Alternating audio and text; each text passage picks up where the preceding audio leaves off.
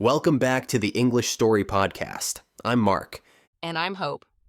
If you're here, you're probably looking for fun and practical ways to improve your English. And guess what? You're in the right place. Today, we're diving into something that will make you sound much more natural when speaking English. Expressing emotions like a native speaker. Think about it.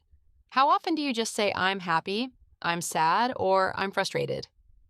While those words are correct, native speakers usually use more colorful expressions to describe how they feel. Exactly. Instead of saying I'm happy, you might hear someone say, I'm on cloud nine. Or instead of just I'm sad, you might hear I'm feeling blue. These phrases add personality to your speech and make conversations more engaging. So in this episode, we'll teach you some of the most common and useful expressions for happiness, frustration, excitement, and sadness. We'll give you real-life examples, do some quick role plays, and even challenge you to practice by the end. Let's start with something positive. Happiness. There are so many ways to express joy in English beyond just saying, I'm happy. If you want to sound more like a native speaker, try using some of these fun expressions instead. Exactly. Let's go through a few that you'll hear all the time in real conversations. I'm on cloud nine. Imagine you just got the best news of your life. Maybe you passed an important exam or got a dream job. Instead of just saying, I'm happy, you can say, I'm on cloud nine. Right. For example, if I won a free vacation, I wouldn't just say, I'm happy. I'd say, I'm on cloud nine right now. It sounds much more expressive. Over the moon. This one's easy to remember. If something amazing happens, you can say, I'm over the moon. For example, if your favorite sports team wins a championship, you might say, I'm over the moon about this victory. Yep. Or if you got a promotion, you could say, when my boss told me the news, I was over the moon, walking on air. This one is similar to on cloud nine, but it paints a picture of someone so happy that they're almost floating.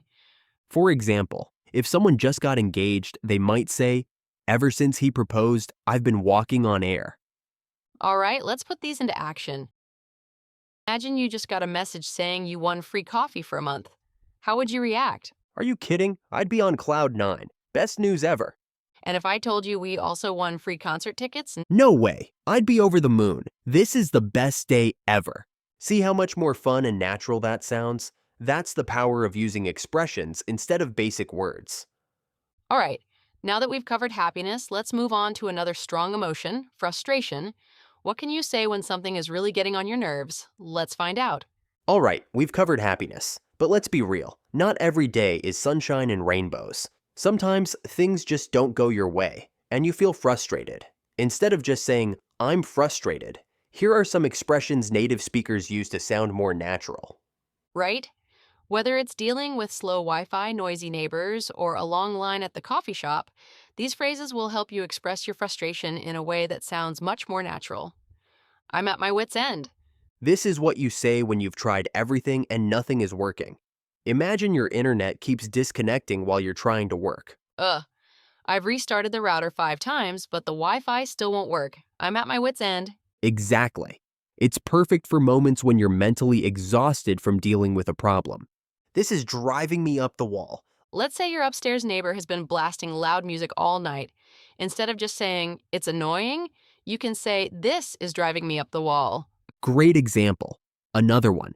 Imagine someone is tapping their pen over and over in a quiet room. That sound is driving me up the wall. Can they please stop? I'm fed up. This is a simple but strong phrase. If something keeps happening and you're completely over it, you say, I'm fed up. For example, if someone keeps canceling plans at the last minute, you might say, I'm fed up with their excuses. Or if you're tired of bad weather, you could say, I'm so fed up with this rain. All right, let's see these in action.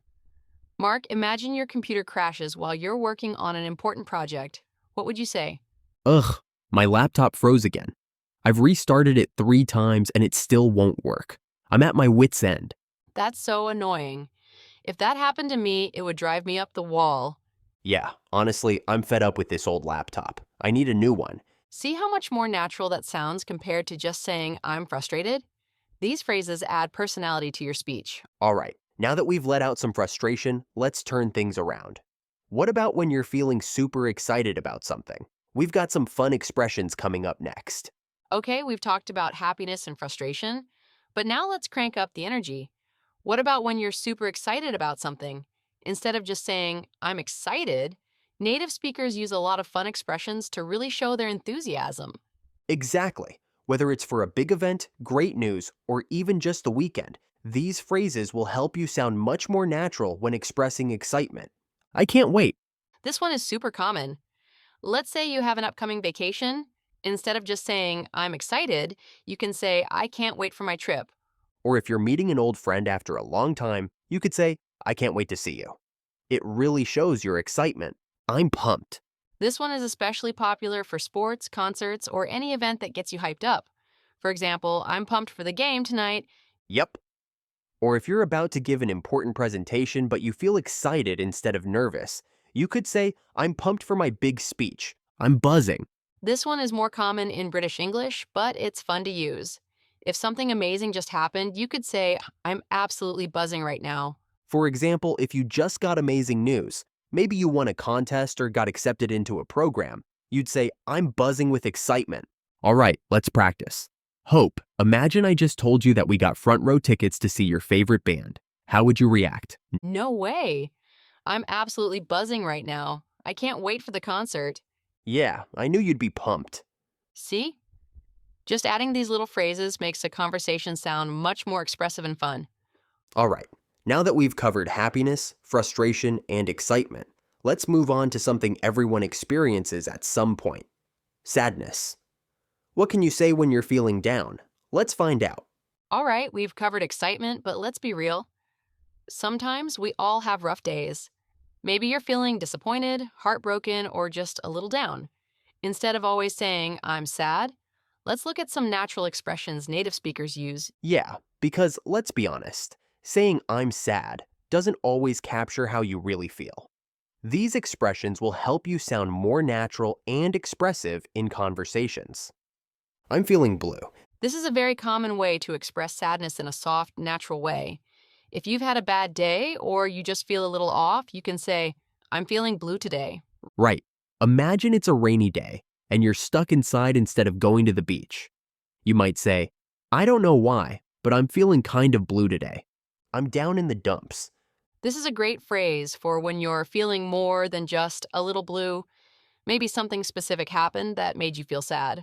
For example, if you didn't get the job you really wanted, you could say, I got rejected for the position and I've been down in the dumps all day. Yep. Or if your favorite team loses an important game, you might say, I was really down in the dumps after that match. I'm heartbroken. This one is pretty strong. You wouldn't use it for small things. You'd use it for real emotional pain. For example, if someone broke up with their partner, they might say, I'm absolutely heartbroken. Or if someone moved away and you really missed them, you could say, ever since my best friend left, I've been heartbroken. All right, let's put these into action. Mark, imagine your favorite coffee shop just closed down permanently. How would you react? Ugh, I loved that place. I'm feeling really blue right now. Yeah, I totally get it. If that happened to my favorite cafe, I'd be down in the dumps too. And if they closed all the coffee shops in town, I'd be heartbroken. That would be a real tragedy. All right, we've gone through some awesome expressions for happiness, frustration, excitement, and sadness.